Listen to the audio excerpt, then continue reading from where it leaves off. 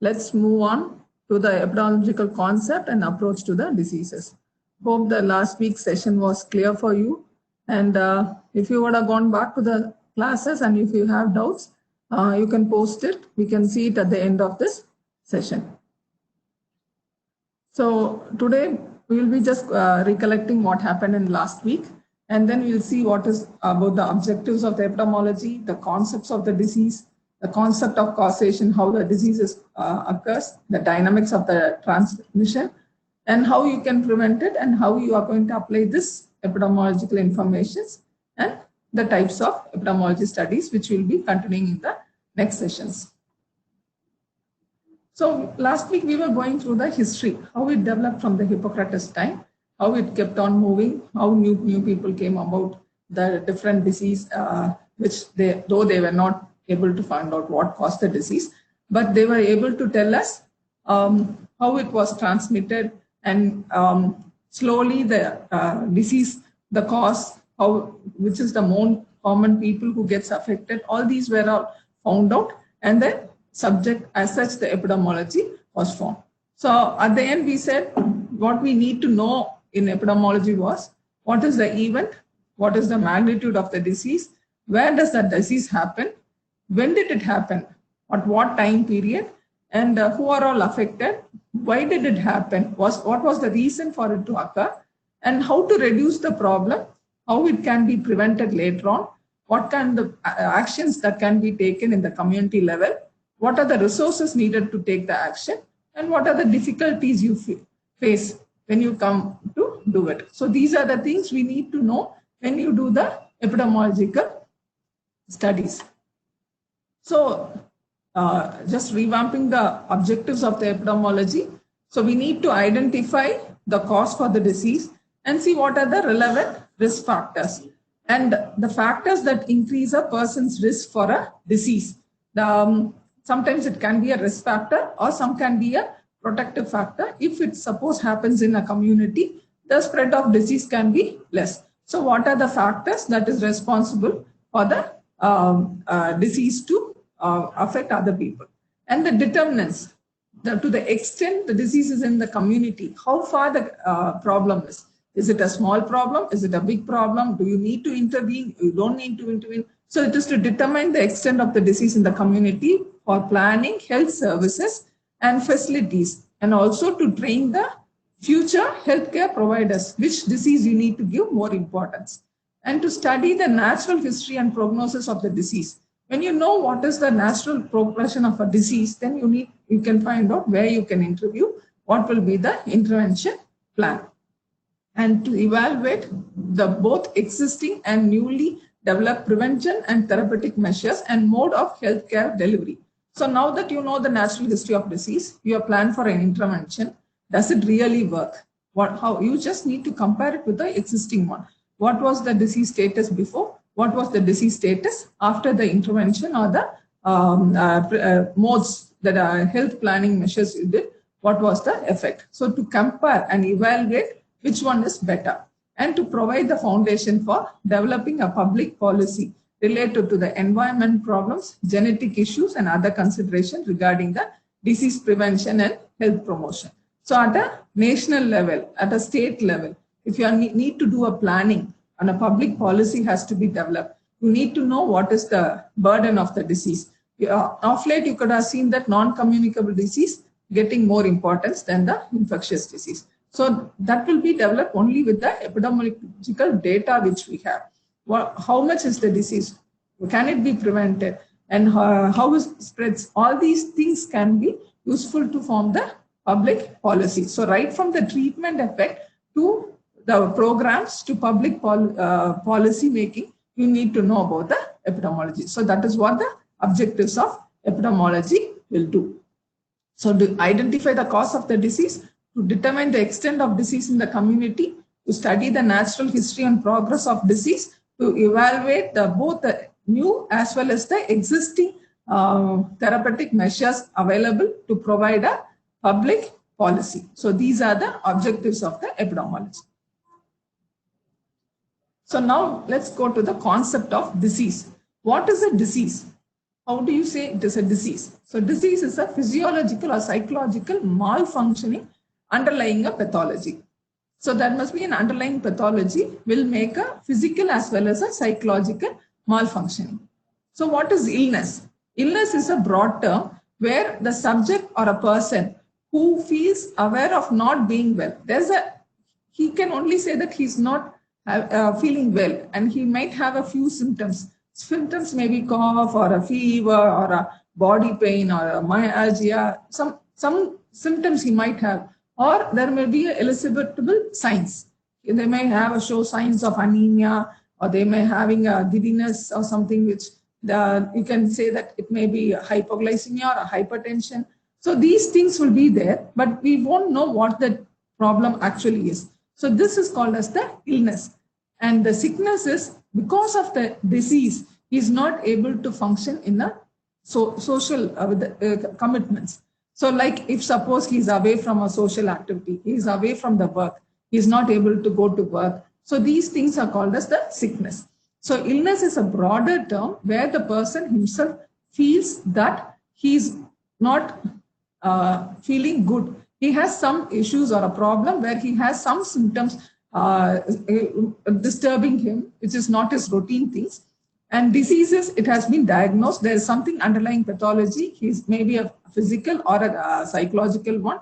And sicknesses, he is not able to perform his day-to-day regular social activities. And it can be right from work as well as in his regular social activities like going for his routine walk or attending a wedding or going for a shopping. All these things will be the part of the sickness.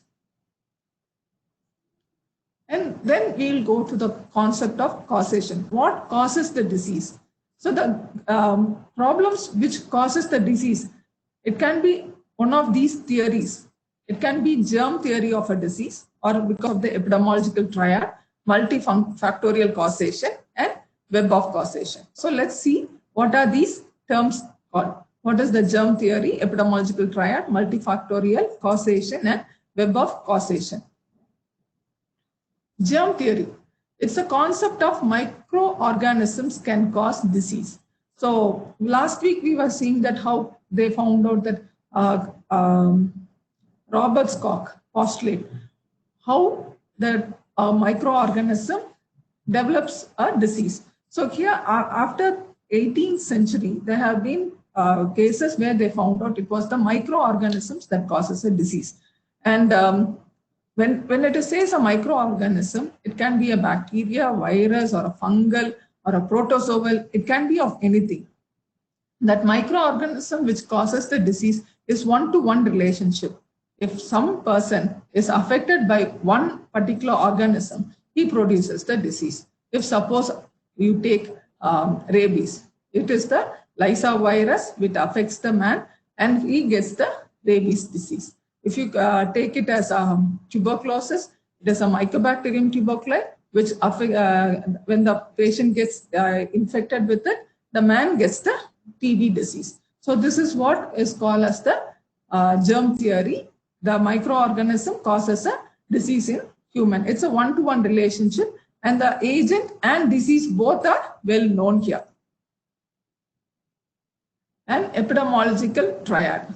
Epidemiological triad is, they said, it's not just the organism alone which is causing the problem. It is between the organism, where it grows.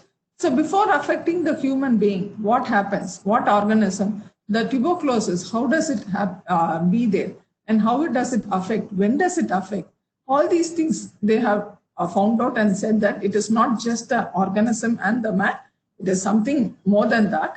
It is the agent, which can be the organism of any other things. And the host is the person who gets the disease, and the environment. It is also the environment which is concerned to get the problem. And it happens over a period of time. This is what is the epidemiological triad. So when you say that it is a inclusion of host, agent, and environment, we need to know what is the agent factors, what is the host and the environment factors.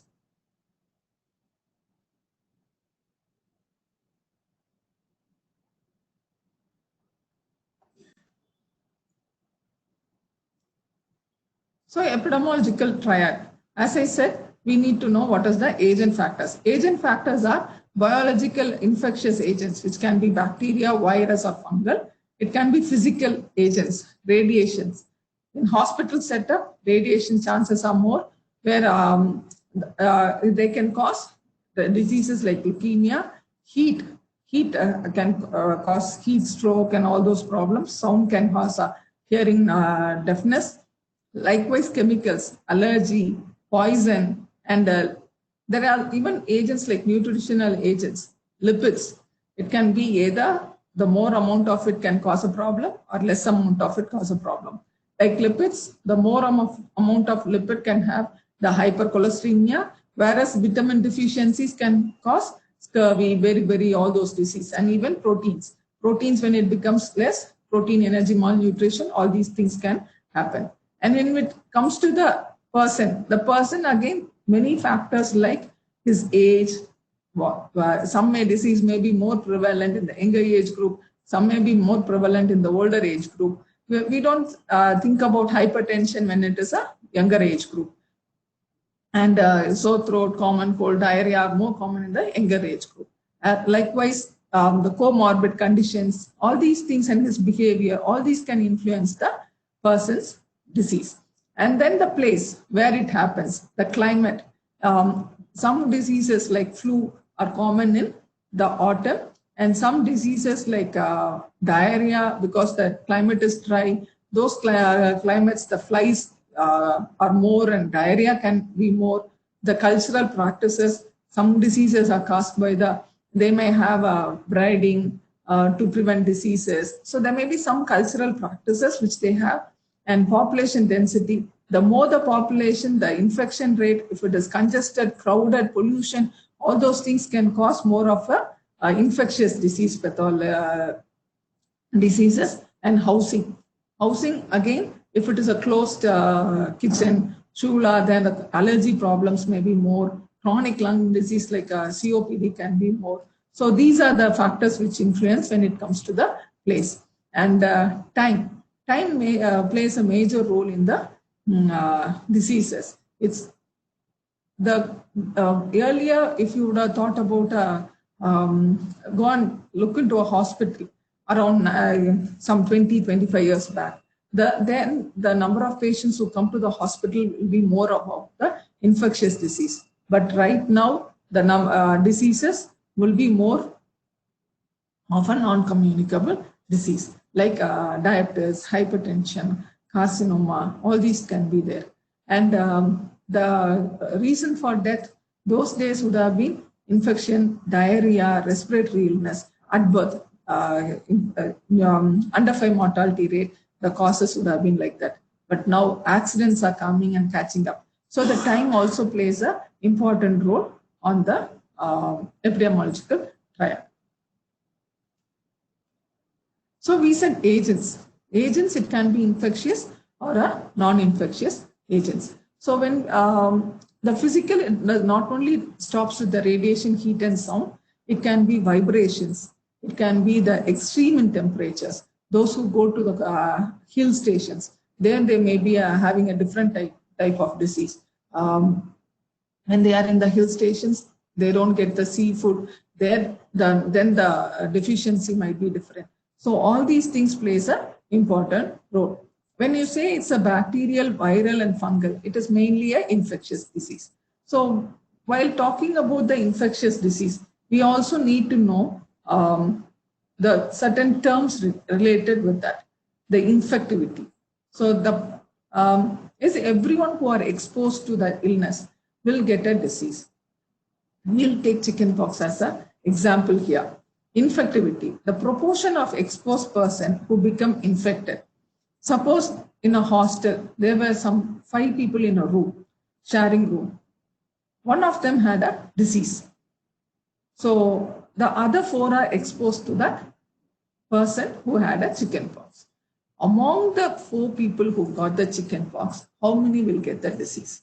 That is what you say as the infection rate. How much of the people who are exposed to that infection will get a disease. It's the infection rate of the um, of the disease. The infection rate of disease, some disease will be highly infectious, like influenza, chickenpox, measles, all these diseases are highly infectious. So the infection rate is more.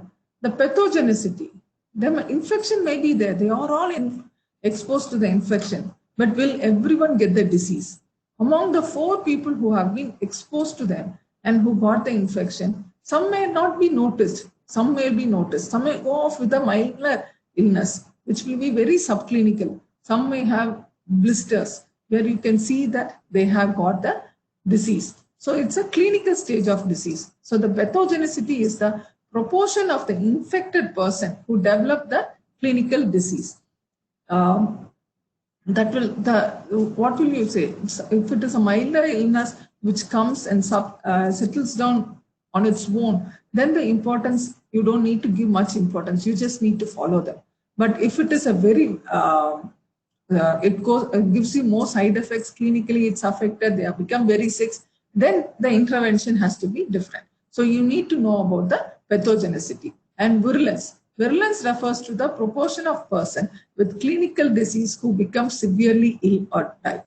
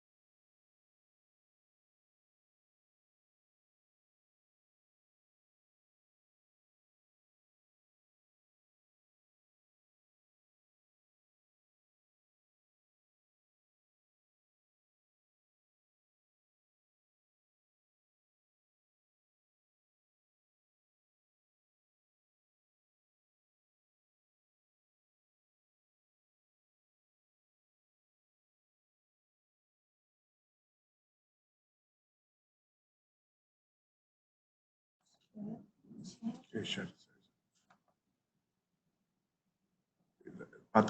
Suresh, click pandya. Share. Can you hear me now?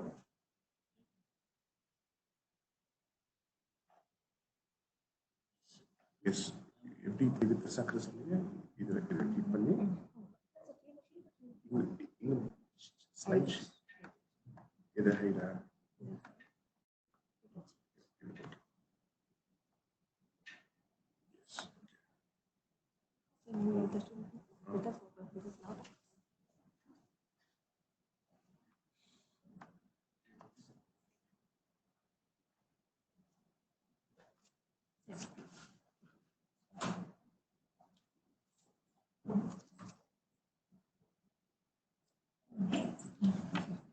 Another slide. The slide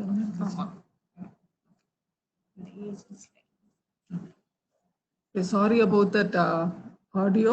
Were you able to hear till the last slide, the epidemiological triad and the basic concepts?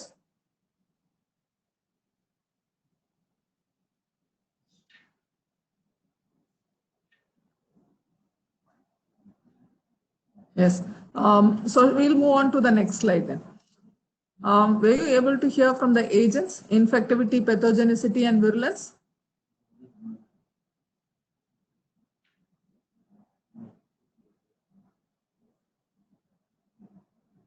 Okay. So now that we know that about the infectivity, pathogenicity, and virulence, we need to know about the infectious rate, how infectious the disease is, the number of patients which will be seen, the clinical to the subclinical ratio, and the virulence will be the case fatality rate and the hospitalization rate.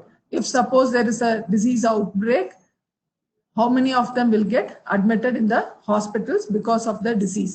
This will be shown by the virulence. How many will become very sick and they'll get admitted? If suppose it's a diarrhea cases, how many of them will be getting admitted? So we need to know if suppose there is an outbreak, how many people will be admitted, what will be the facilities we need to provide, how many extra number of beds we need to have, what are the number of drugs and all the procurements. All these things will be based on the hospitalization rate, which will be on the virulence.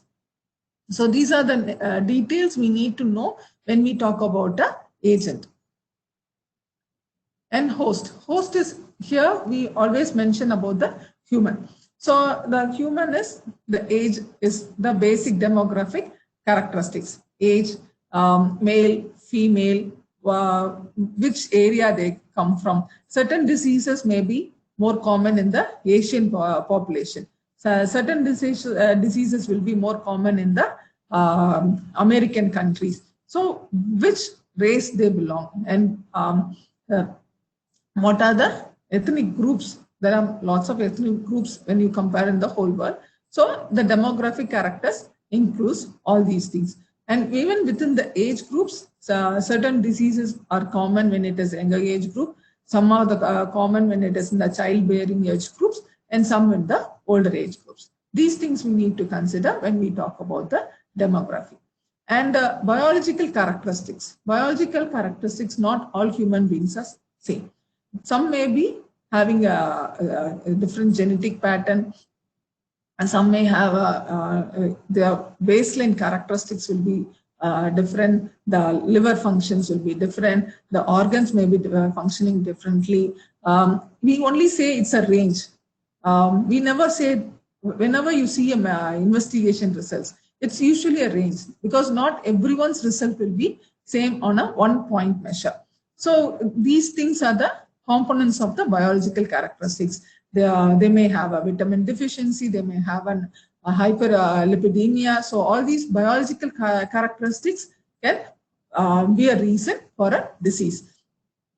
And social and economical factors. Social and economical factors, again, plays a major role. Some diseases may be when they are living in a crowded houses, overcrowding, when the number of children is more. If suppose in a family size, the number of children is more, the chances of nutritional deficiencies are more common. And when you have a low income group, and in the low income group, the family which has a number of more children, the chances of deficiency is more compared to a person in a low income group where the number of children are less. So this is the family size. And then when you compare the diseases may be different between a low income group and a middle income group.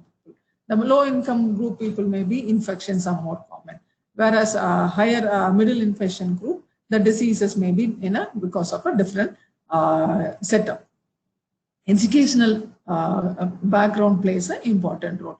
When it is an educated person, the chances that they get vaccinated will be more, the health-seeking behavior will be more, the earlier the stage, they might go and get a treatment immediately. So all these things will be based on it. And occupation. Occupation, there are some diseases which is mainly because of occupation. Asbestosis, when those who work in dust, quarry workers, and painting people, the chance of lead poisoning is more. So there are diseases because of occupation. Not only the major disease, it may be even a beady rolling person.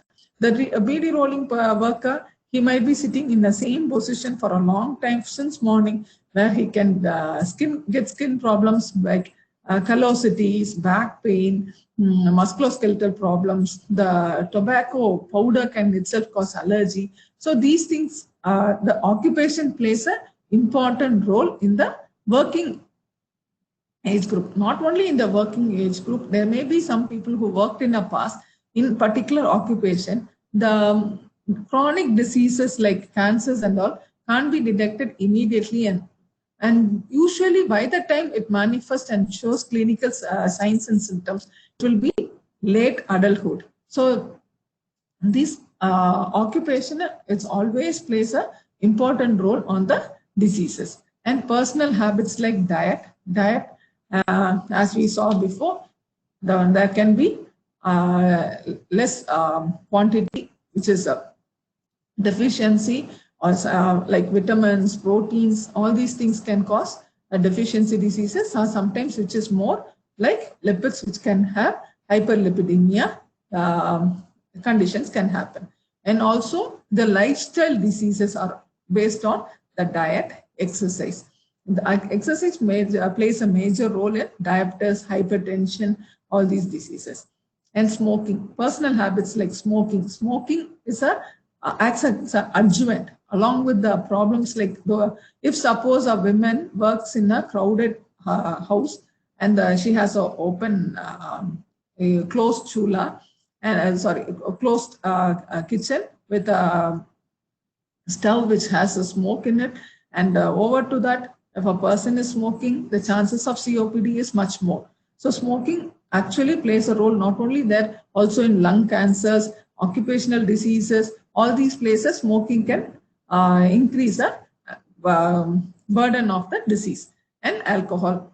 So, and there are certain things where it can be genetic, blood group, diabetes, hypertension. These diseases can happen because of the genetic things, which is very difficult to manipulate.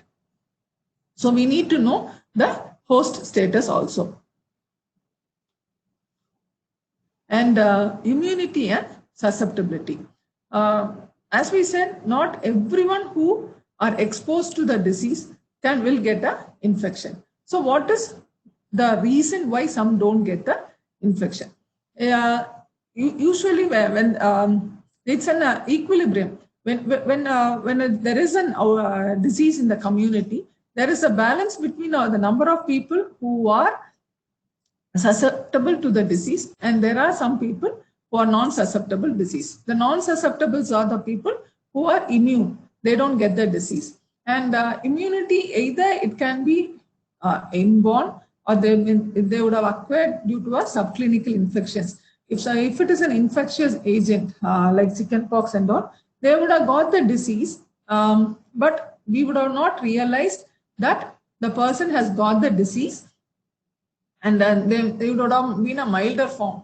Also in measles, they usually have a fever and a erythematous condition. And if suppose the erythema was not very evident and they went with a mild infection, we might not know that they got a disease, but the immunity will be there for a lifetime. So those people will not get a disease again. So the immunity either can be through the subclinical infection or it can be because they had a vaccine.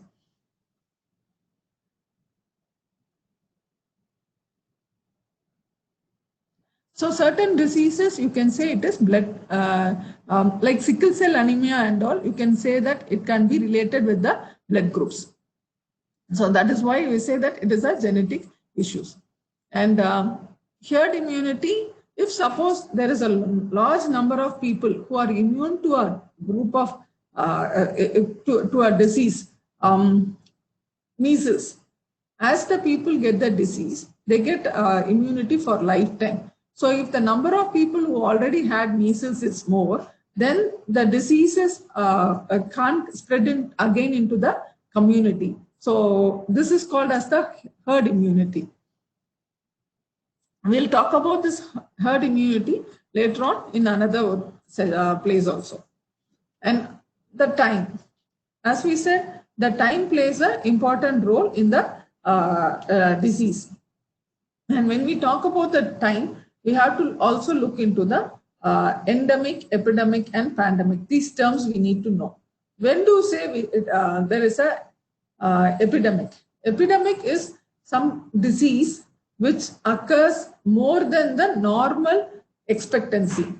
Usually, you might be expecting the few fever cases. There may be 1 or 2 fever cases which will settle down on its own. They just need to go get treated and it settles down. But you say epidemic, for example, dengue.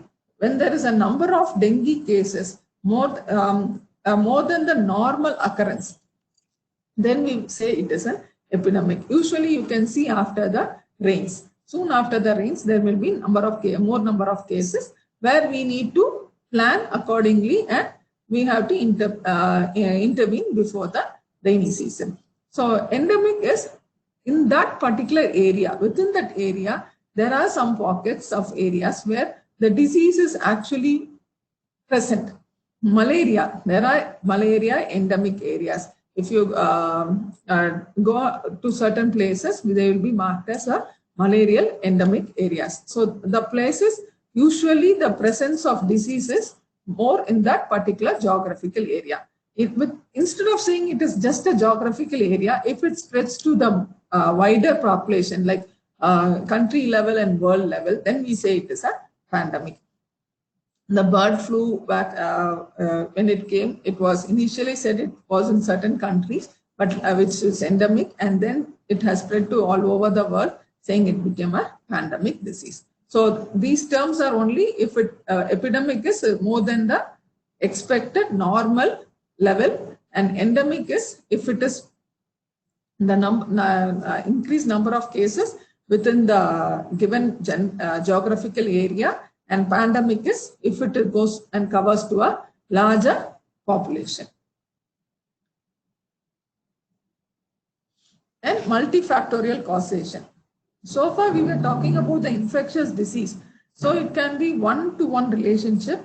Because of an organism, it affects a man and he gets the disease. There may be some other, they said that it is not always one-to-one causation. There can be multiple things which causes the same problem. It is more common in a non-communicable disease where you take the lung cancer. If suppose it is about the lung cancer, it's not just smoking. Smoking, it has to be because of a reaction at the cellular level.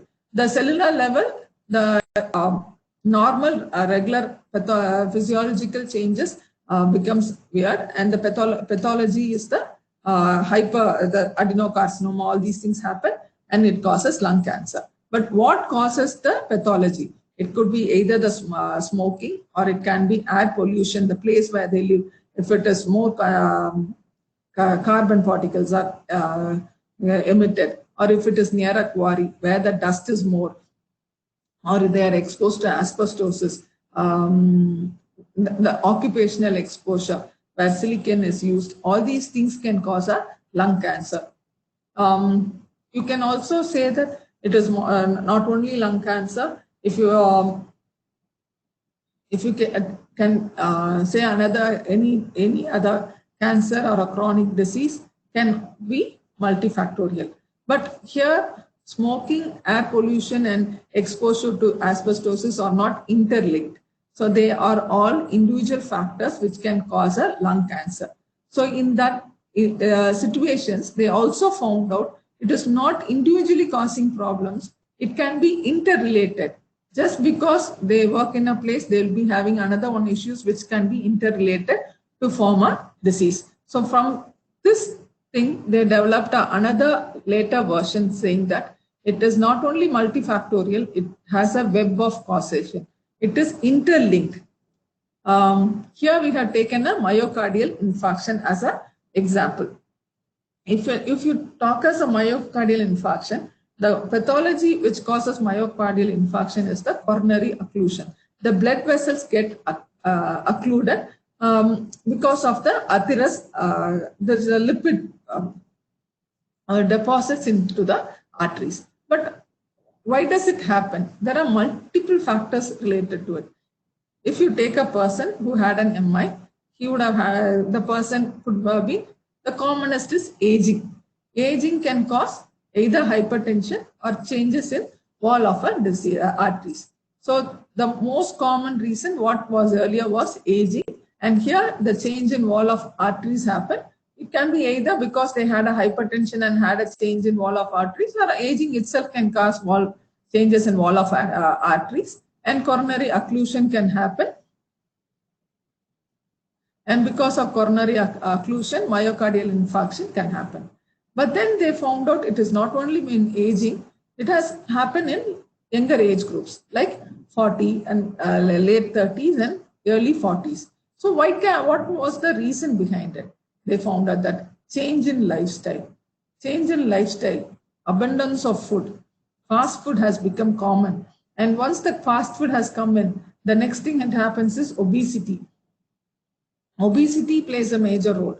How does obesity play a major role?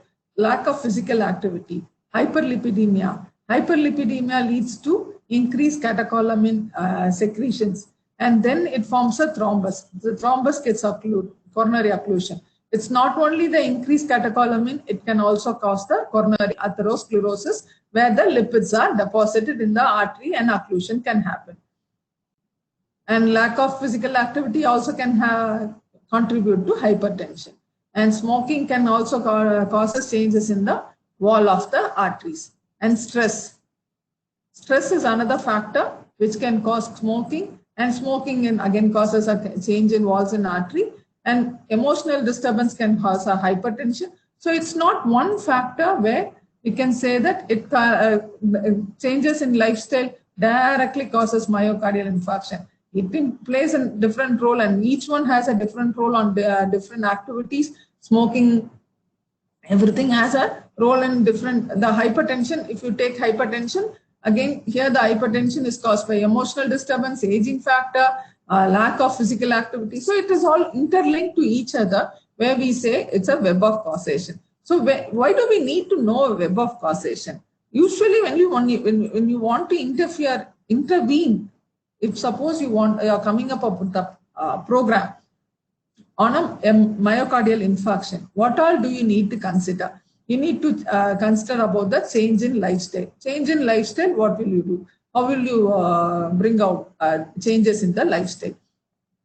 How will you intervene at that point? So you'll think about the smoking. Smoking, you will bring about the law saying that you should not smoke. You make sure that cigarettes are not sold near the schools, and banning and giving fine. All these things will be thought about in smoking. And when it comes to hypertension, once the person is diagnosed with hypertension, what are you going to do? Then you have to make sure that treatment facilities are available. He makes sure that he goes for a physical activity. You think about providing a park where they have a facility for walking, and they go for a walking exercise and all. And the hypertension, they need to take the medications. The medication should be affordable. price should be affordable price. It should be available. The treatment facility should be available at a government setup, like it should be available. And what are the human resources you are going to supply for that? And once the hypertension worsens and you have, once he had a disease, what is the thing you are going to do? And it's not only as a hypertension you are going to see, you're going to also look at if he has a hyperlipidemia. So you have to think about all these things to intervene. So you need to know the web of causation of the disease to work on the program or a policy. And the next stage is the natural history of disease. What happens? He said there is a triad, which is an agent, environment, and host. For all diseases, we never knew what is happening in that three setup. We say it's a pre-pathogenesis phase. Once the disease happens, it is the pathogenesis phase. There are two phases, pre-pathogenesis phase as well as the pathogenesis phase. Usually this pre-pathogenesis phase, we don't look at the disease. If suppose you take a dengue example here, the dengue virus, the agent is the dengue virus. It usually transmits through the mosquitoes.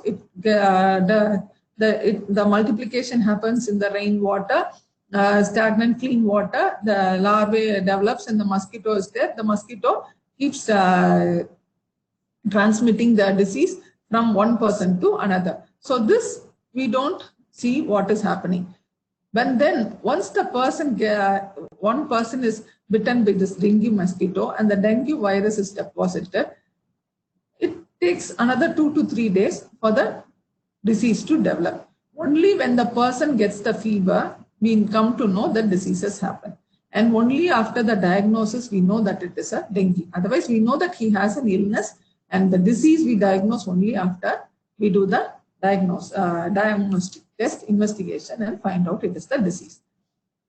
What happens after that? Either he gets better after the treatment and he becomes, either it's a spontaneous recovery or he gets treated by it.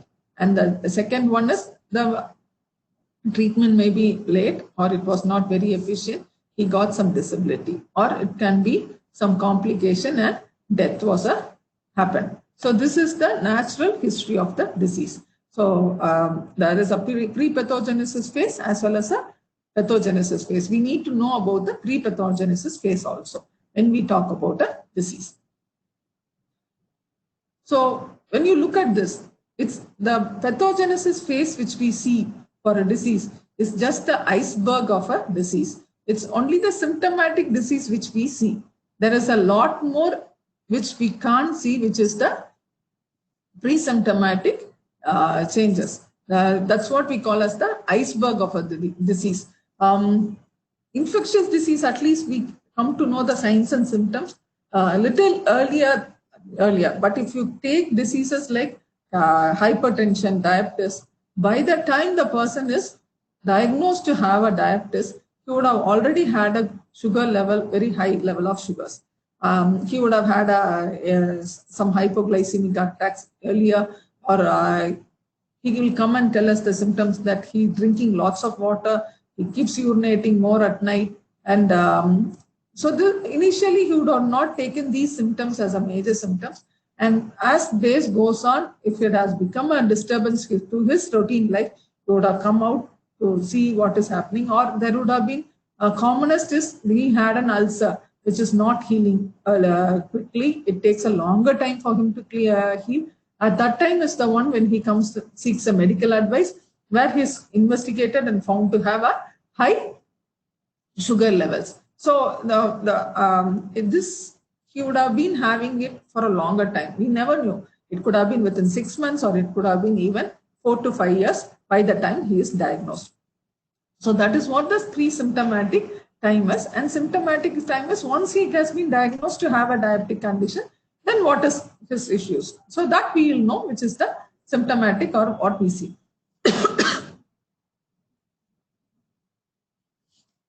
So this natural history of disease, it goes through that in the bottom line, It is for the human man. The stage of susceptibility, the stage of subclinical disease, stage of clinical disease, and stage of recovery or the diabetic disability or death. The stage of susceptibility is if the person is immune, he won't get the disease. If he has if his immunity is less, then the chances of getting the disease is there. So that's the stage of susceptibility in case of infectious disease. If he has risk factors, that is a stage of susceptibility for the non-communicable disease. Risk factors like lifestyle changes can be a risk factor for diabetes, hypertension and all. And stage of subclinical disease, this is the stage where in case of infectious disease, the organism multiplied in the human system and the disease is not seen outside. It has been multiplying inside the human before it shows a signs or symptom. That is the stage of subclinical disease. This is also present in the non-communicable diabetes, hypertension until the time of diagnosis. After the subclinical disease, in infectious disease, sometimes it may settle down on its own. But in chronic diseases, it can, and in some infectious disease, it will show the clinical disease stage where the signs and symptoms are seen. So between the stage of susceptibility and the subclinical disease is the exposure.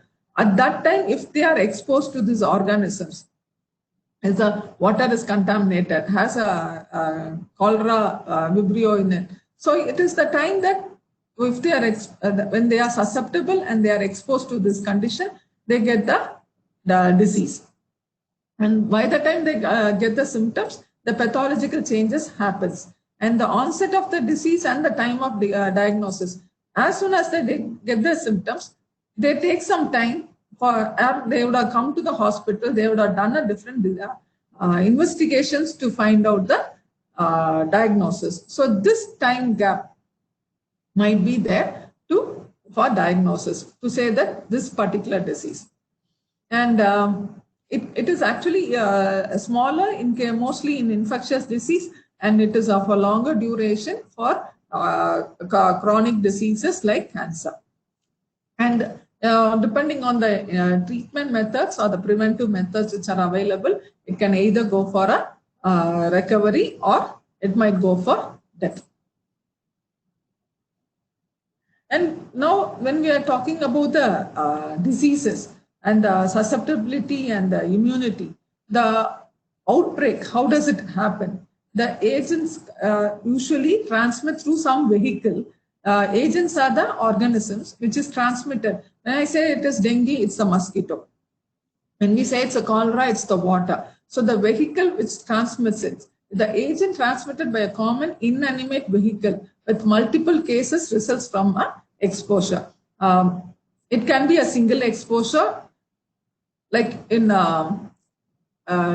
typhoid or food poisoning. If suppose there was a meeting or a conference, if the food there was contaminated, the dairy products was contaminated, all those had the food would have a disease. So this type of disease is said as a single exposure.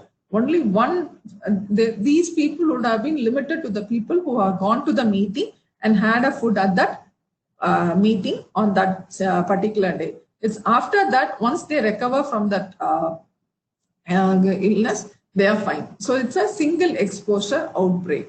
Whereas if it was a cruise, the food was already taken and stored in the ship, and they have been given on different days, 2-3 days later. First day they gave it, and again it was again there for a third day or a fifth day. So it's a multiple exposure. The same food which was contaminated, maybe a fish or something which is used for different recipes on different days. So there it is a multiple exposure, and the disease outbreak will be, you can see the particular disease pattern when you draw the graph for it.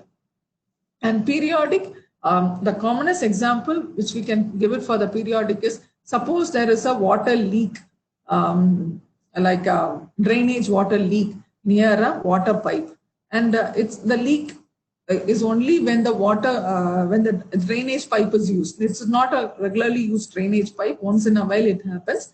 And when the drainage pipe is used, it sinks into the drinking water supply which is nearby it. So when it happens periodically, it is called as a periodic outbreak. Or if suppose the sanitary pipe, which is the sewage pipe, is leaking regularly and it gets contaminated with the drinking water always, it is a continuous outbreak.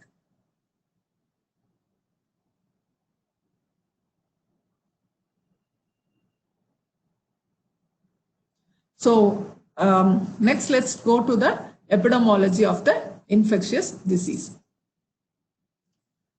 So we said that there can be disease transmission, and when we talk about infectious disease, we need to know what is the source of reservoir, what is the mode of transmission, and who is the susceptible host. Because these are the important things which we be thinking about and collecting the data when you do the epidemiological studies.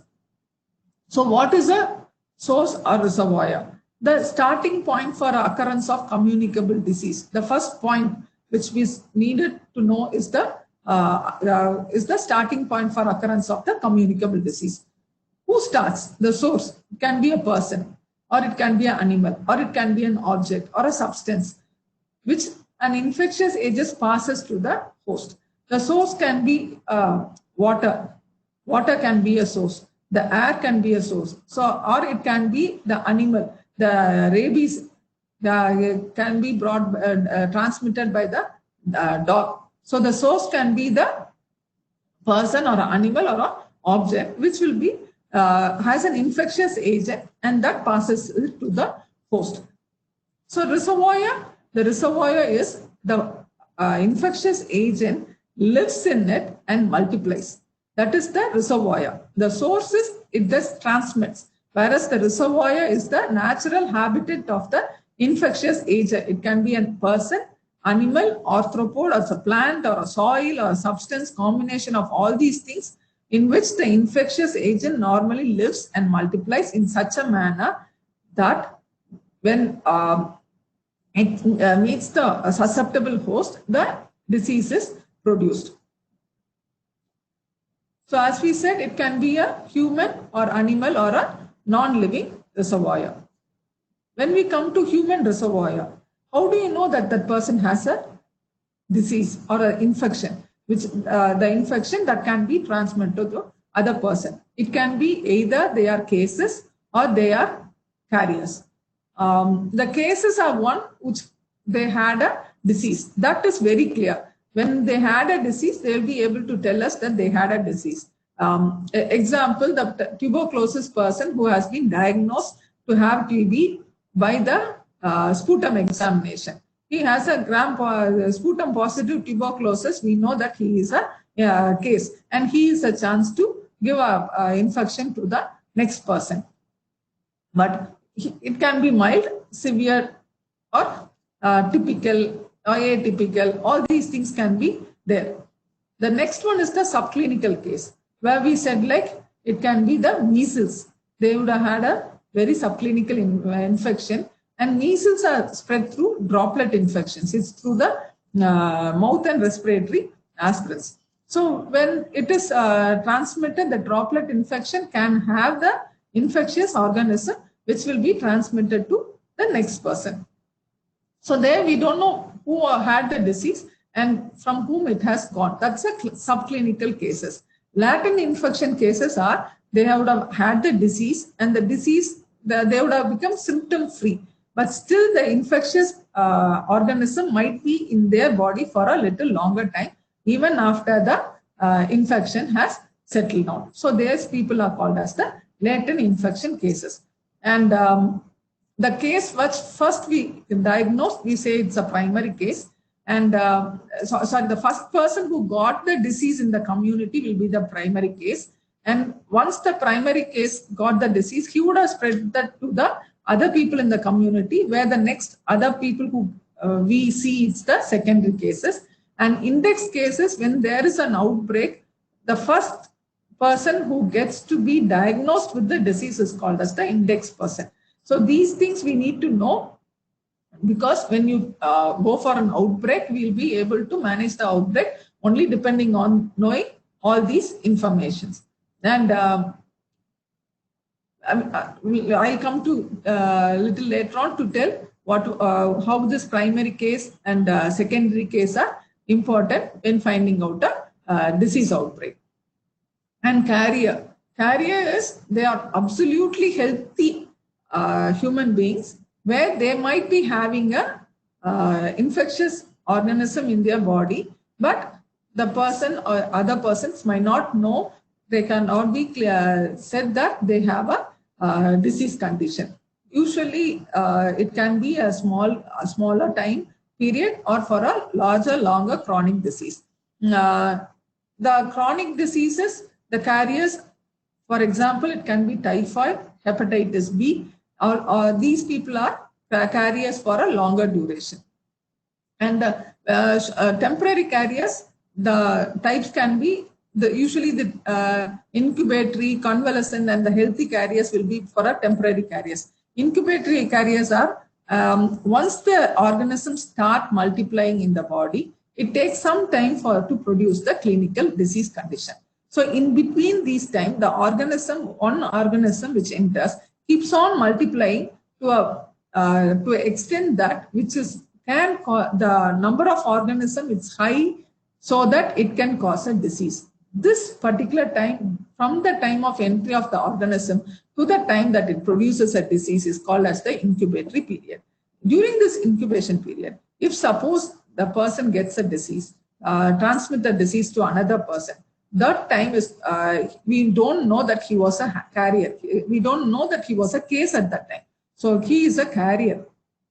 Commonest will be the chicken pox. We diagnose chicken pox only after getting the vesicles, but the person who is can be infectious even before that. 3 to 4 days even before getting the rash, he can be infectious. So that is the incubatory period. Convalescent period is, they may not be very symptomatic. They may be recovering from the illness. So during the recovery period, if suppose they will be able to transmit, it is the convalescent carrier, and the hepatitis B are usually the healthy carriers, which we can see in the regular things. And portal of exit, some can be excreted to the urinary tract, typhoid, TB, intestinal, again tuberculosis, gastrointestinal infections, respiratory tuberculosis, and these are the carriers which we can mention. So a person can be either a case or he can be a carrier where he doesn't show the infection, but it might be present in the body. So when we talk about carrier state is an individual who harbors the organism but doesn't have a evidence of clinical illness. It can be limited time or for a prolonged time. Example, we all might be knowing about the Typhoid Mary. Typhoid Mary was a Malin Mary who was a cook. Actually, professionally she was a cook, and she was hired by many people for her job, and she kept on changing her jobs. And once when there was when Warren's family went for a vacational trip, they hired Mary for a cooking during that trip, and they found out there were 10 people who had typhoid, who became sick, and later on they were found out they were having a typhoid. All the 10 were having a typhoid. So the cases were investigated at that time. How that it was in early 20th century. They have been seen how they got this typhoid disease. They were able to trace it out to Malin Mary, who was a carrier. And so the Sanitary Act, according to the Sanitary Act and this epidemiological things, that she was proved that she was a carrier from her stool culture, they said that she can't do her profession, and she was sent to an island. That was pictures that island where she was quarantined. They said that she can't work as a cook for much more time. She then went up to the court and said that it was not her fault that she was transmitting the disease, and the judgment was given that she should not work as a cook and she can come back to US again. And she went back to US in different names. She went and worked at different places again, where she was kept on transmitting the typhoid infection to others. So in her lifetime, she was able to make at least 10 typhoid outbreaks, and it includes 51 cases, and the worst was 3 deaths were there. So again, she was imprisoned in the same island again, where she didn't work for her rest of her time. So this is the story behind the carrier status. And so we have finished the reservoir source of infection. Next is the mode of transmission. How does it transmit from the source to the human transmission? It can be either a direct transmission or an indirect transmission. Direct contact, under the direct transmission, it can be direct contact, droplet infection, contact with soil, inoculation into skin or mucosa, and transplacental. When it is a direct contact transmission, handshaking, mucus exposure, methicillin-resistant staph aureus, which gets transmitted in the hospitals. It's just by the touching the places or person who's infected with the disease. So this is the direct contact or transmission. Next is the droplet infection. All the respiratory infections, influenza, chickenpox, measles, tuberculosis, all these are transmitted through the droplet infections. The droplet contains the organisms. While coughing, while talking, the expectorants will have the infection organism in it, which keeps transmitting from one person to another person. Simple viral fever is transmitted from one person to another person through the droplet infection. Next is the contact with soil. We all know whenever we fall down, we try to take a TT injection. That's because the soil itself has a tenderness organisms there. So Clostridium tetani is there in the soil. So when we are exposed to broken mucosa along with the soil, we try to take get the infection. The inoculation into skin or mucosa, all these needle pricks which happens in the hospital, or accidental sexual intercourse, all these things are inoculation into the skin or mucosa. There the wire, if suppose there is a needle prick or needle used for a hepatitis B patient, and that needle is accidentally poked by the health worker. When she was trying to do a procedure, it has been used for the patient and again poked the health worker, then the inoculation of the infectious particles can happen. The next is the transplacental, from the mother to the child. There are syphilis, AIDS, HIV, all these things can be transmitted from the mother to child. This is called as the vertical or the transplacental transmission. And cytomegalovirus, all these things can happen in a transplacental transmission, where it can cause disease in the children. So these comes under the direct transmission. The other group of transmission is through the vehicle-borne, vector-borne, airborne, formite, and unclean hands and fingers. So vehicle-borne, we have seen this example, cholera.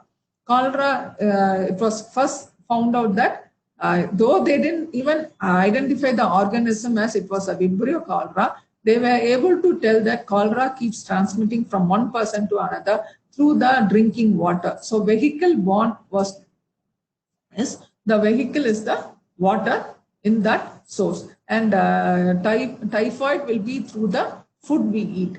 Acute gastroenteritis, again, it is the contaminated food. So the vehicle will be either the food or the water, soil. These things are the vehicle.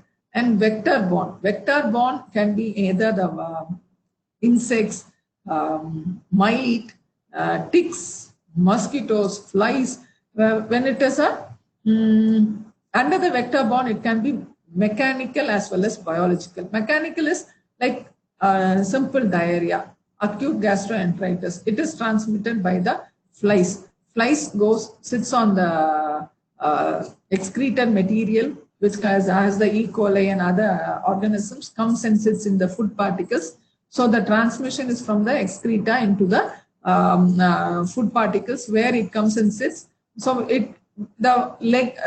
the legs of the flies would have carried the organisms from the excreta and to the food particles. This type of transmission, where it has gone and taken it and replaced in another place, is called as the mechanical transmission. It can be as simple as this, or it can be biological. Biological is the infection itself, organism itself grows inside the vector. It can be like malaria, where it goes and multiplies inside the mosquito. The Plasmodium malaria parasite goes inside the mosquito, and it keeps multiplying that. That is called as the cyclopropagative. And if it is a filaria, it changes its shape. That filaria, it goes into the mosquito and it changes its shapes, and it goes through different stages. That is called as the cyclodevelopmental. And propagative, it just propagative is multiplying, cyclopropagative is multiplying as well as changes its stages, and cyclodevelopmental is just changing its changes. These things are the changes. It grows and multiplies inside the organisms. That is the biological transmission. And airborne, the dust particles, the droplet infections, these things can be in the air for a long time, and this can be transmitted to the other persons. Tuberculosis is common for it, and that is for airborne. And formite is the small dust particles along with the organisms which settles down. That is a formite borne. And unclean hands and fingers are another common causes. That's why we keep insisting the hand washing techniques in hospitals. So these are the mode of transmission, which can be direct or indirect. So why do you need to know the mode of transmission? So when we say it's a mode of transmission, whenever you plan to intervene, you can either reduce the source reduction. The earlier one, which we wanted to know what is the source, is source reduction. And mode of transmission is how it is transmitted to the human, and how can we intervene at that point. We need to know. The commonest example again, which we will take it, is dengue. Dengue, when the source is the mosquito multiplies, this Aedes mosquito multiplies in clean water. Soon after the rain, there can be water collection everywhere, and so the clean water will be there. There the mosquito larva will be there, with larva eggs are laid, and the larva hatches, and it becomes a mosquito again. So these mosquito has the dengue virus which keeps. So if we want to intervene, we need to make sure that that source or the reservoir has to be controlled. So that is source reduction. We say that till the water collections, make sure that the water collections is not there. That is what initially they tell us when we have a dengue outbreaks. So that is source reduction, or the control of the source. The next one is the mode of transmission. How can you make sure that it doesn't transmit? The transmission is through the mosquitoes. So we have to make sure you spray the mosquito sprays, or you can use the mosquito repellents. The dengue mosquito is either in the dawn or dusk, when it in the early morning, or when it is in the night time. These are the time that the mosquitoes bite. These are the main time the mosquito bites. So we tell them that wear full arm shirts, and make sure that you don't have much more of the exposed area.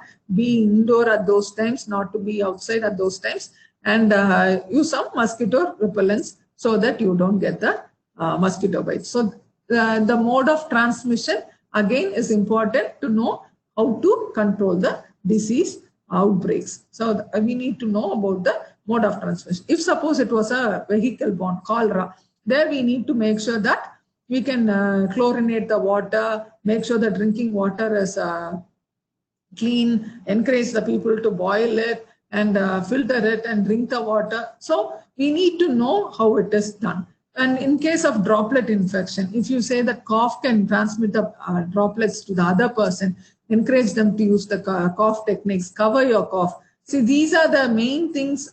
All these ideas has come up only after knowing what was the mode of transmission. So these need to come with a health education also, we need to know how the disease is progressed. And susceptible host. A person can be susceptible host because of the parasitic infections which he get. Again, here we need to know what was the portal of entry. How does it enter into the human being, either through the nose or through the mouth, whether because he respires or because he eats or it is inoculated into the body. So how does it enter into us? And again, after it enters into us, how does it multiply? Where does it multiply? Where does it go and sits? If TB infection, it is either in the lungs or if it is in the lymph nodes, it goes to the lymph nodes, there it multiplies. So the site of election inside the body, we need to know. How it comes out, excretion, the stools, E. coli, how does it survive in the external environment? So all these things we need to know when we talk about the susceptible host. Only then the treatment intervention can be done depending on the host informations. So I said we will be talking about the incubation period before. So the time interval between the invasion by infectious agent and the appearance of the first sign or symptoms of the disease, of the particular disease, is the incubation period. From the time it has come inside the person, it's the invasion to the appearance of the first sign. So why do we need to know? Certain diseases will have a shorter incubation period, like food poisoning. Thus, salmonellosis will have within 6 hours, whereas some diseases will have a longer incubation period. Example, rabies. The dog bite would have happened months before. By the time they would have started having the disease, it would have been even months or years. So the incubation period is very long. So why do we need to know the incubation period? To trace the source of infection. If it was like, it was a quick disease, like the food poisoning, if it has happened within 6 hours, then we will be able to trace out it was the food which was happened. Or if a person says that I traveled to another place and came back, malarial endemic area, if he had a fever for maybe after 3 weeks after returning from an area, and if that particular area is endemic for malaria, then we will be able to tell that incubation period of malaria is 3 weeks. It could have happened from the travel place. He could have caught a malaria infection with the fever. So that we need to know to trace out the infection. And then the period of surveillance. If suppose we know someone is infected and they are infectious to others, and as I said, in a hostel, when they have a chicken pox, can the person who had chicken pox be in that hostel for stay in the hostel continuously? May not be. They can be isolated into a sick room. Why do we need to isolate? So that she doesn't keep giving the chicken pox to other person, because she's infectious 4 days before the starting of rash to the time that all the vesicles form a scab and dries up. So in between these time, she or whoever is exposed to her, if they are not immune and they are susceptible, they are having a chance that they may get a chicken pox. So we would plan for an isolation of this particular first person who got the disease. Not only first person, whoever had the disease will be isolated. So how long are we going to isolate? So we need to plan that she has to be isolated till the vesicles are dried up and the scab is formed. So to know how long she has to be isolated, we need to know the plan. If suppose it was a minor illness and if it was a diarrhea, they might develop deficiency status later on. So we need to know how long we are going to follow up that person after giving a particular treatment. So the period of surveillance is not only isolation, how long we are going to follow, or if it is a quarantinable disease, plague, or if someone is traveling from a place which is currently endemic to a newer place, a migrant, if they are coming back. So, and they might be in the incubation period.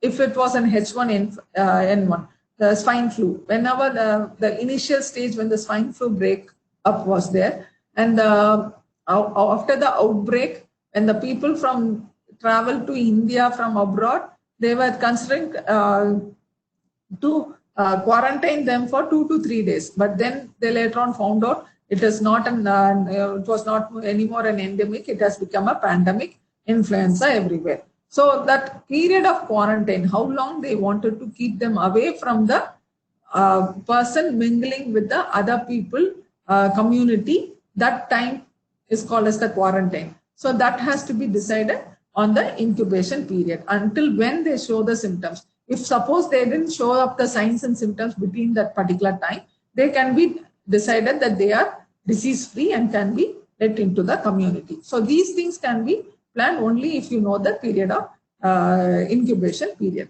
Again, the immunization. Immunization is not only vaccine, it can be immunoglobulin. If suppose a person is badly, if they had a bad dog bite, and if it is a very bad deep bite, which is blood has been bleeding and all, then we need to consider giving them a immunoglobulin. So diseases like that, we have to know how earlier we need to give a immunoglobulin and what is the schedule of the immunoglobulin. Hepatitis B. If suppose someone had a needle prick from hepatitis B positive person, the immunoglobulin is effective only if you give it within the 72 hours time. So that time we need to know what is the time period to plan on the immunization. And identification of point source or propagated epidemics. As I said, if suppose the person has got malaria, they have traveled from some place and that place is endemic, we know that it is endemic in that area and they got the disease.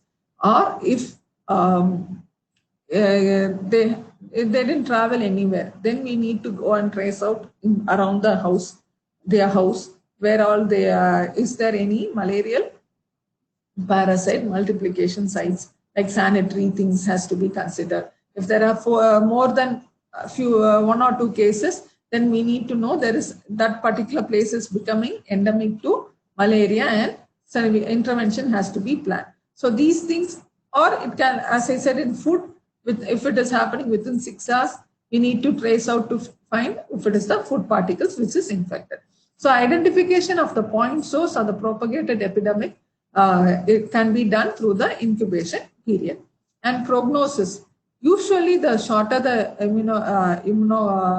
incubation period, the prognosis is better and the longer is bad. But there has been exceptions. We can say that it has been reversal also. And the next one which we need to see is the attack rate in infectious epidemiology. Attack rate is not everyone who are exposed to infection gets the disease. So attack rate says the number of person at risk in whom a certain illness develops by the total number of people at risk. So this is what we need to know about the attack rate. If there is one person who has got a infection who comes in, as I said, there is a room, 5 people can stay. One person has come with a disease who's staying in the room where the other 4 are disease free. And what is the attack rate in it? The number of person at risk, the 4 people are at risk. So number of person at risk in whom the certain illness develops. Only one person has later on developed the illness. Then we say it's 1 by 4 into 100. That is what the attack rate is 25% attack rate. Similarly, we also see it for food-specific attack rates, where we said in the food poisoning cases, number of people who ate a certain food and became ill by the total number of people who ate the food. So this is, you can also see like disease specific attack rates. And secondary attack rate. The first person gets the disease, and from him the second person gets the, many more person gets the disease. So it's like dropping a bubble in a clear water. The secondary attack rate is defined as the attack rate in susceptible people who has been exposed to a primary case. The primary case, from the primary case, how many people got the secondary attack rate. It's a good measure of person-to-person spread of a disease after the disease has been introduced into a population. It can be thought as a ripple moving out of the primary case. That is what the secondary attack rate is. And earlier we were talking about the herd immunity. So herd immunity, if suppose the whole the community within a small geographical area, if many people have an immunity to a particular disease, so then the chance of disease spreading in that community is very less. So how does the immunity happen? It can be either they had a subclinical infection, everyone, and they developed a immunity, or it could have been a vaccination. The commonest example which we can say for a herd immunity is the polio vaccine, which polio disease has a herd immunity.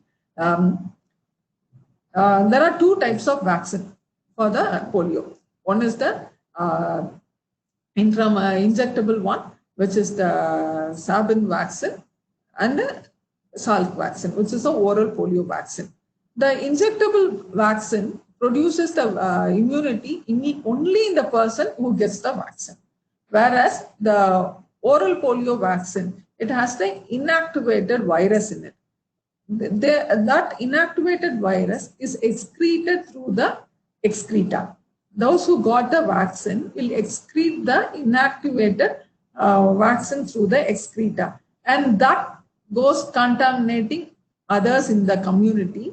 And even those who didn't take a vaccine, oral polio vaccine, if they come across this contamination of the inactivated vaccine, they again get the immunity. So there was a study in 1958 in US between the efficiency of oral vaccine and the injectable vaccine.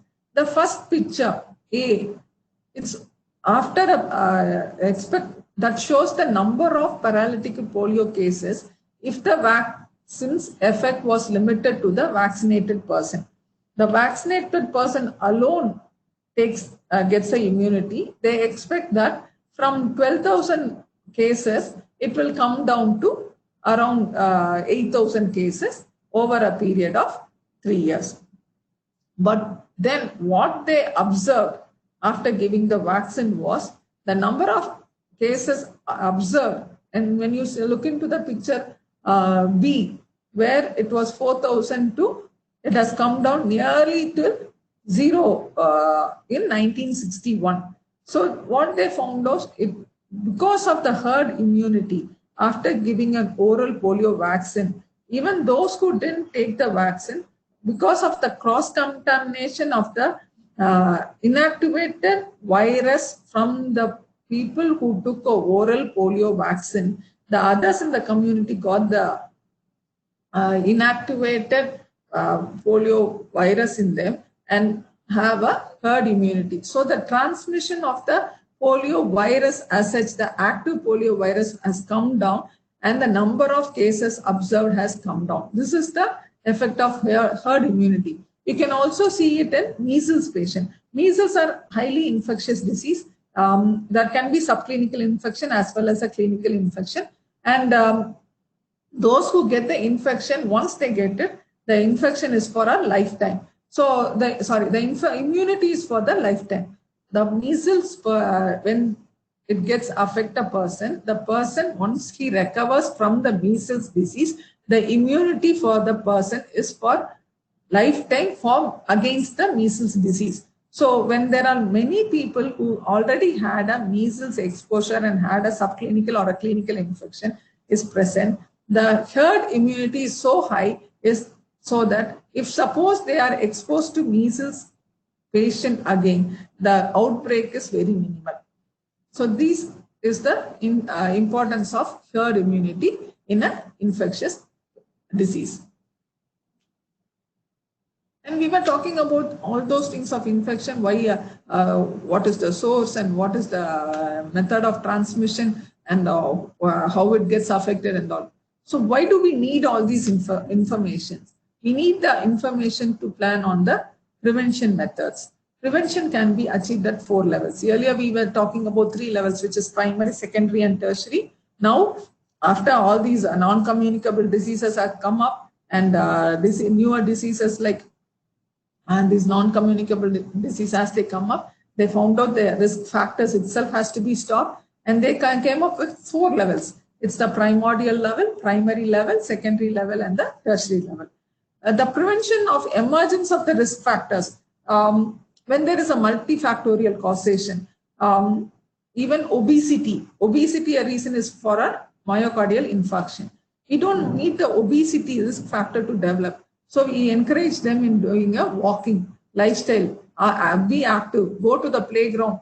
We encourage at the childhood level to be active and be in the regular physical activities. So those things which we do even before the development of risk factors is called as the primordial prevention. The health education, awareness about the disease to the patient, community is the primordial prevention.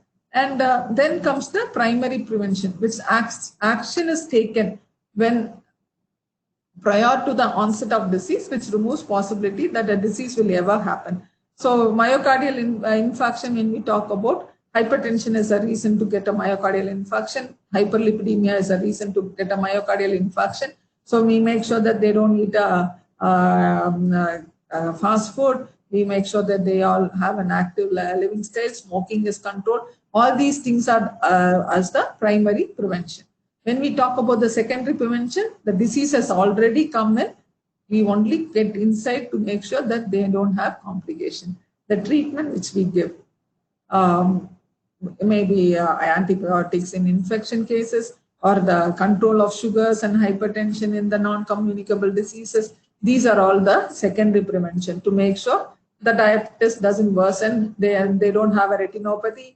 They don't have a myocardial infarction. They don't have a peripheral arterial diseases so that they don't lose the limb. All these things are the secondary prevention. And the control of sugars are the secondary prevention. To make sure that they don't get the disease is the tertiary prevention. Action that halts the disease progress has advanced beyond the early stage. They have already gone beyond the early stage. Make sure they don't, if they had an ulcer, treatment of the ulcer, because in diabetes, they would have had a peripheral arterial disease. Because of that, they would have had an occlusion and the diabetic foot is not healing. They might need to land up in a amputation or something. So intervening at an early stage to reduce the disability or limit the impairment is called as the tertiary prevention. So these things, and we need to know the epidemiology, not only for the treatment sake, even for the prevention sake, where we have to intervene will be the levels, and the level of action we need to know only based on the epidemiology. We will find out all these things. When we talk about the infectious disease, we said there is a reservoir, vehicle, and a susceptible person. Here, when at the reservoir level, all these levels, personal hygiene is important factor to reduce the infection. Reservoir is the isolation. As we said, if a person is infected, he is about to transmit to the other person. He can be either isolated or quarantined or keep an eye on his follow-up and treatment of the disease so that he gets cured and he is not an infectious person anymore. So breaking the reservoir stages through these methods: isolation, quarantine, surveillance, and treatment. The next one is the vehicle, which is a mean of transmission. Here we said that it can be the direct contact or the indirect contact. Direct contacts is the mucosal exposure droplet, all these things will come under the direct contact. Indirect is the vehicle, vector, formites, all these are under the vehicle transmission.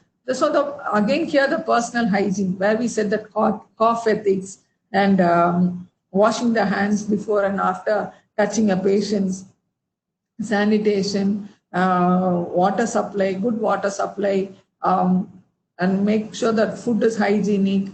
All these things will come under the breaking the vehicle, where the transmission, these things can be done to prevent the transmission from that point of time. And susceptible person, either you can treat the person or give a prophylaxis if suppose someone is already exposed to a, you can say the public awareness now, and after an, if suppose they find a swine flu patient in a house, the health team visits that house and make sure that the other person in the family take oseltamivir, which is a prophylaxis for H1N1. So this type of things can be done, and immunization can be done to them. Cholera immunization earlier was one among the example for the treatment and prevention and control for the cholera infectious disease.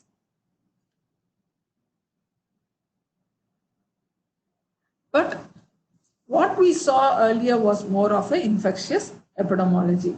Does that play the same way as it keeps going on to the other newer ones?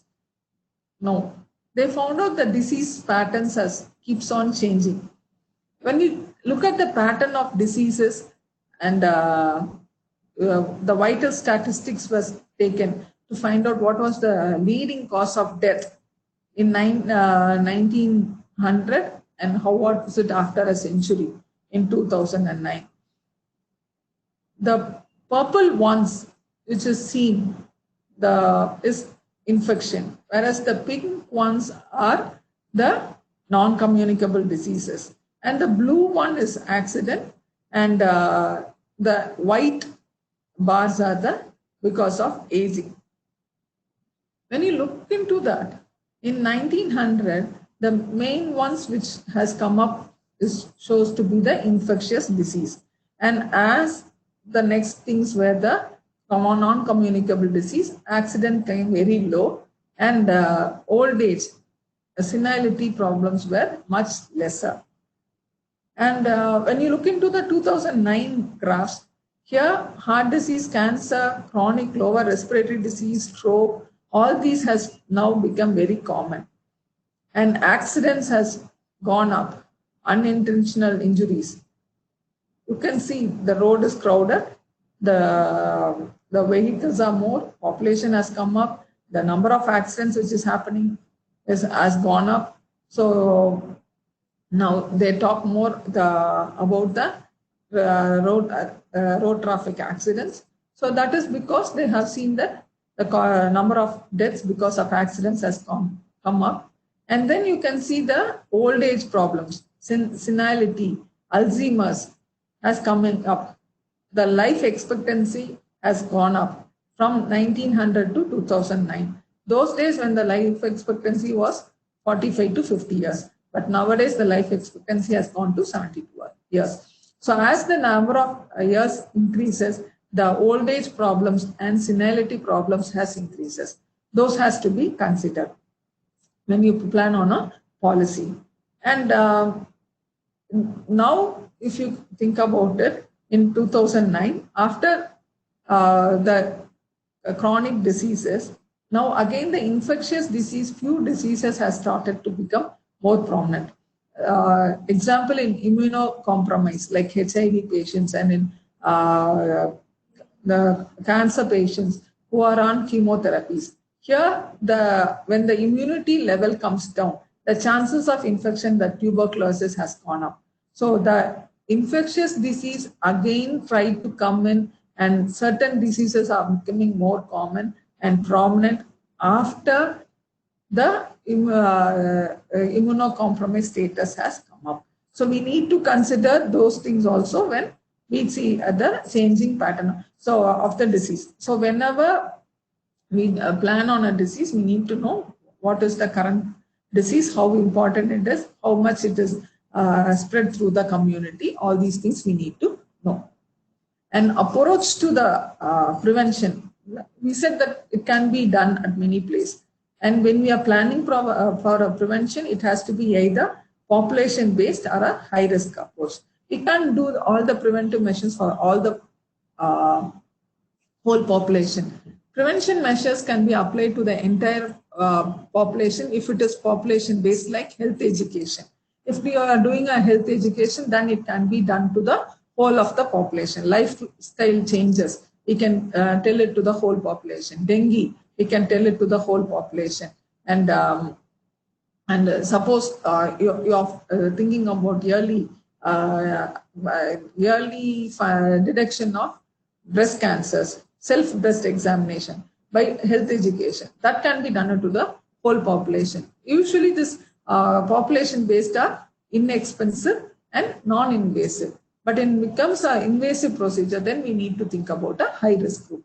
High-risk group are those people who are at a high risk of developing a disease, like cancer, breast cancer. If there is a history of cancer in the family, then we need to think about doing a high-risk approach to that particular group. And it's a subgroup of population which are at a high risk, and it is more expensive and more invasive or more inconvenient. So if suppose we are planning to do a mammogram for people who are had a family history of breast cancer, for those who are wanted to do a follow-up, we do a mammogram. Then we do it only for the high risk. We can't do the mammogram for the whole population. And so this is called a high risk approach. So is only prevention the main idea of epidemiology? Not really. The epidemiology can be used for treatment purpose, can be used for the whole of the clinical practice. So how do the clinicians use the epidemiology? This particular graph shows the respiratory tract infection, the commonest organism from birth time to up to 20 years. What is the organisms commonly seen in a lower respiratory tract infection in a person from birth to 20 years in the community? What is the commonest? Here you can see the first graph which says up to 5 years of age or 6 years, the viral load infections are more among the children. So for a children less than 6 years, if they have a respiratory tract infection, when you think about the possibilities, the first thing you have to consider is a viral infection. Whereas when a person is between 6 years and a 10-year-old, so when they come with an infection, the first thing we have to consider is a streptococcal infection. We don't consider streptococcal infection as a first line when they come to us, if the child is between 0 to 5 years. 0 to 5 years, first thing which we consider will be the viral infection, and the second one will be the streptococcal infection. Whereas when it becomes a child more than 5 years, the first thing we consider will be the streptococcal infection, and the second infection will be the viral infection. And mycoplasma pneumonia is also prominent in the community, which is at a very low level between 6 to 20 years. That will be the second line of thought when we will be treating a person with a lower respiratory tract. So when we know the epidemiology, the disease pattern, which is the age group which is common to get a disease and all, we use them in the clinical practice. Similarly, we can use them for the intervention treatment partner, which will be much better. Is a surgery much better option or a medical treatment better option? All these things can be learned from the clinical practice. And etiological studies which we do. The identification of hazards in occupational disease. It's a commonest thing here. Example we can give for the etiological studies. They, in early 19th century, they found out that those people who are working in a tire industry are having a high chance to get a bladder cancer. So how does a person working in in a tire company can get a bladder cancer. This is what they found out. Initially, they saw a number of cases who are diagnosed from the registry where they had the bladder cancer. They found out those people who worked in tire factory has got more numbers. So they had an idea that tire factory, working in tire factory can have a bladder cancer. They went back, took up 40 years, since 40 years before, those who worked there, they took the registry, they found out all those who worked there, and they went and found out if they had a bladder cancer. So they divided that working group into three groups. One group was those who are exposed to the chemicals, main chemicals which were used for the tire, production of tire, they were taken into one particular group. The second group was they would have had a chance that they would have gone on worked in with the direct production of using the chemicals. Those were the second groups. And third groups might be partially, they work in the tire company, but the chance that they work with chemicals were very less. The first one, those who fully work with the chemicals. Second one was they partially go in, work with some part of the time. And the third one was they worked in the tire company, but hardly worked with the chemicals. And fourth one was they were unexposed workers who has not been gone in to the factory level, who was in the administration alone. So they grouped into all the four of them and found out what was the chance that they later on if they had a bladder cancer. This was only from the registry. They found out the registry and traced out all the 40 who worked in a tire company for the last 40 years and went to the records and saw where they were working and found out those who worked with chemicals directly, those who work with chemicals had a higher chance. The one in the middle row, they had a higher chance to get the bladder cancer. And also those workers who were employed for some part of the time had, and partially exposed workers also had, and all these three were significantly higher than those who are not exposed. So this study showed that if they worked in a tire factory, because of exposure to the chemicals, which is orthotoluidine and aniline, there is a chance that they will get a cancer. So once they have found out this study, after a few years, again they went back and saw that how long does a person need to work in a place to get a cancer? Now that they know that those who work directly with the chemicals will get a cancer. So how long have the person need to be working there? Will it cause immediately, if I work for 1 year, will I get a cancer? No. So they had to say what was the dose, what was the duration, time duration and the dose response has to be calculated.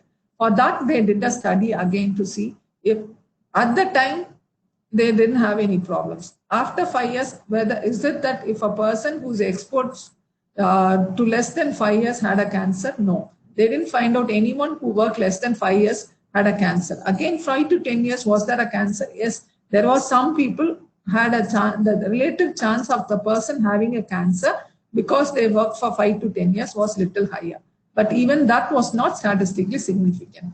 But if a person has worked for more than 10 years with the chemicals in the tire factory, then the chance of them getting the disease will be much higher and it is statistically significant. So these dose response, all these things can also be studied from the epidemiological point of view.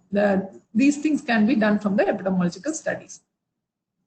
Then now that we have come up with a hypothesis that certain things can cause certain problems. They wanted to know if it is consistent in all groups, all ages, what it happens. So one of the studies to find out the etiological hypothesis, is it consistent? There was again a study which was done for oral contraceptives. Does it cause MI? So here again, from the death registry, they found out who all had an MI. Women, there was a suspicion that oral contraceptives can cause an myocardial infarction. There was a big political issue to find out, since the population was a major issue and they were implementing the oral contraceptives. And to find out that myocardial infarction is caused by the oral contraceptives, they had to do a study to say that, yes, it is there. They went to the registry and they found out who the different age group people who died of MI. And they also had those who, the people who didn't have MI as a cause and who had some other infection or some other problems as a cause, they collect, similarly, they had the controls. The person who died with MI was cases, and those who didn't have a death because of myocardial infarction was on controls. They collected the people, and then they went and contacted the person who were treating physicians for them. They traced out back and went and asked those people whether the women who died of MI and the controls, if they all had taken oral contraceptives before. So this was done in different age groups, less than 40, 40 to 44, and 45 to 49, of which they have seen that it was significantly associated. The deaths because of oral contraceptives, the association between the oral contraceptives and MI was so significant in people less than 40 years and also in 40 to 44. But since the number of users were very less, between 45 to 49, it was not significant. Actually, this test was done in various centers to prove it, and the results were almost same in all the centers, and so it was consistent. The results were consistent to say that oral contraceptives can cause myocardial infarction. And does this study start just with observation? No, it also sends to the preventive aspects. One of the studies that can be established to say it started just with observation and went to the prevention was the study on childbed fever. They saw that there were a number of deaths were actually high in Austria. In women who delivered, the women who delivered, the number of deaths were high within the first week. So they were investigating on the studies to find out what was the cause of death for the mothers. They were saying that whether it was the person who was conducting the delivery, was it the reason? So they set up two centers, the center 1 and the center 2, first clinic and the second clinic. The first clinic was run by the doctors, second clinic was done by the health personnel who are trained to conduct a delivery. So these two clinics were run, and they did the study to see what was the death rate, mortality rate in both the clinics. The one in the purple is the center run by the doctors, and it was found that the number of deaths because of the childbed fever was so high, and the other center, which was done by the trained personnel, and the second clinic was much less. So they came to a idea that the deliveries cost done by doctors were the reasons for the death because of childbed fever. And then they were closely monitored and observed what was the daily schedule of the doctors. This particular person, Samuel Wills, he was the one who was doing this study. So he observed the person from morning to night, what was the schedule. And he found out the doctors who conducted the delivery had to do many other procedures. And one of the procedures was they were doing an autopsy on the death people. Those who had death, they used to do an autopsy there, and then they used to come and do a delivery also. And in those days, hand hygiene was not practiced. They never washed before any procedures. They used to go do the autopsies, come back. If it was a delivery, they used to deliver the baby there. And this was the schedule of the medical personnel who did the deliveries. And from this, he came to the hypothesis that the doctors, because they don't wash their hands, when their hand is contaminated after the autopsy and they come and deliver the babies, they are transmitting some infection, and that's why they are transmitting some problems, and that's why the childbed fever happens and the death occurs.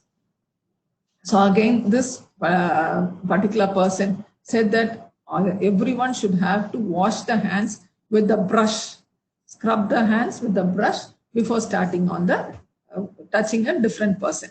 So after introducing this effect, the number of deaths because of the childbed fever has come down. You can see this in the second graph, where the initial lower graph in pink is the number of maternal mortality because of the childbed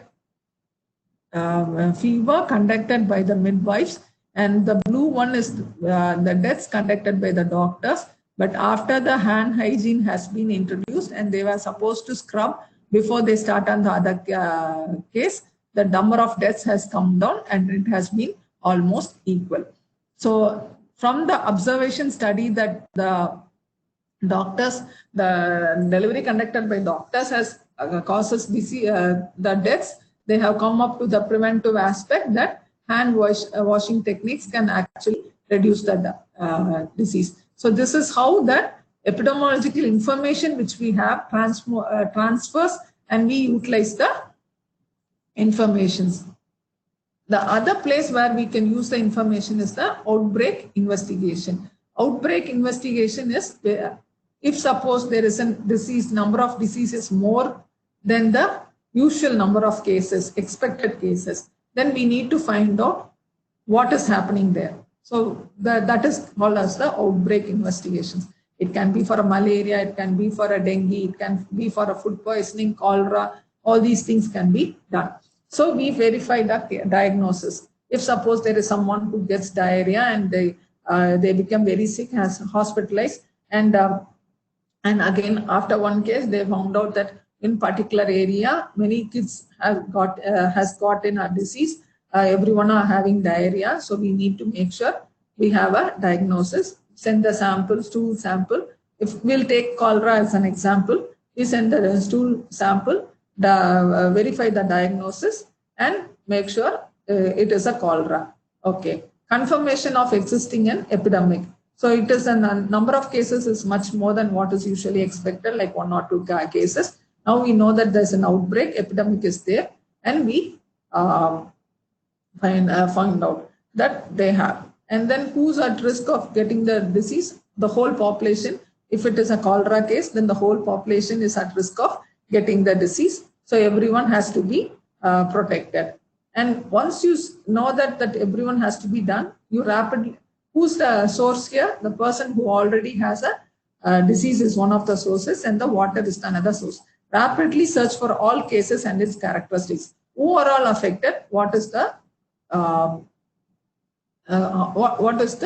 level of disease happening there? So they went around, looked at and found out that children between 5 to 10 years are the ones who have already had the disease. So it is not the old adults, it's only the children between 5 to 10 who has the disease. So now the next stage is the data collection. They go around and find out